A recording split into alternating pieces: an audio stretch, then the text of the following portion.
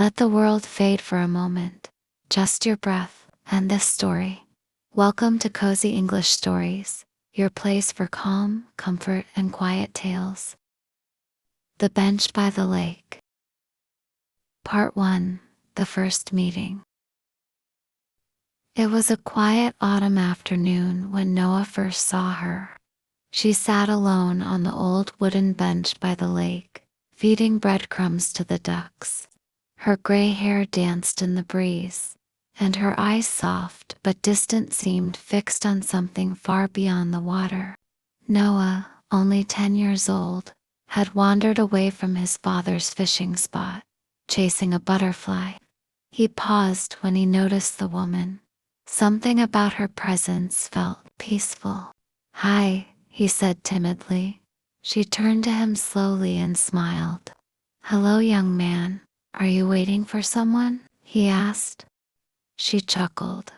"I suppose I am, but he's not coming anymore." Noah didn't understand, but he sat beside her anyway.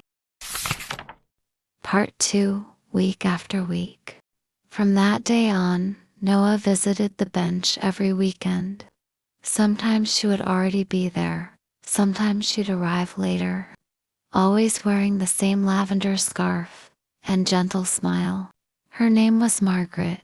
They talked about everything: school, ducks, the seasons. Margaret never spoke much about herself, but Noah didn't mind. He just liked being there.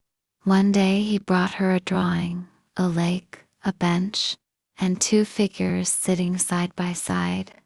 She looked at it for a long time before saying, "It's beautiful, thank you, Noah."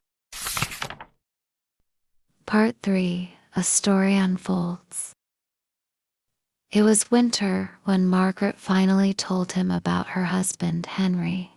"He proposed to me right here, on this very bench," she said, her voice trembling. "We sat here every Sunday, rain or shine, for 40 years. After he passed, I kept coming. It made me feel like he was still with me." Noah listened quietly. "You remind me of him when he was young," she added, smiling softly.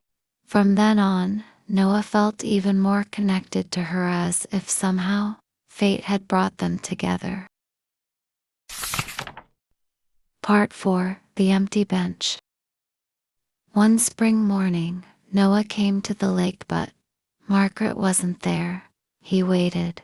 An hour passed. Then 2. She never came. He returned the next weekend. Still no Margaret.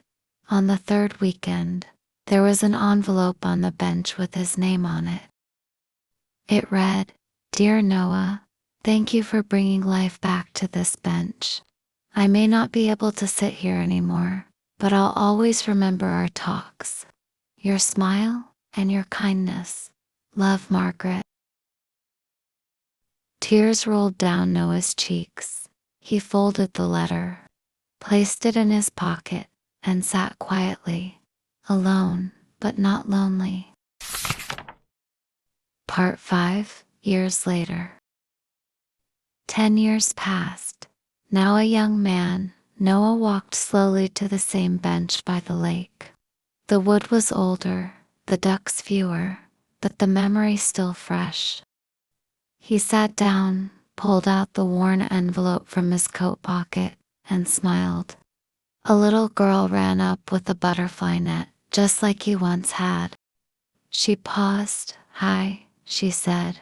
Noah turned to her and smiled. "Hello, want to sit for a while?" She nodded, and together they watched the lake. The cycle had begun again. The end. Thank you for listening. Until next time.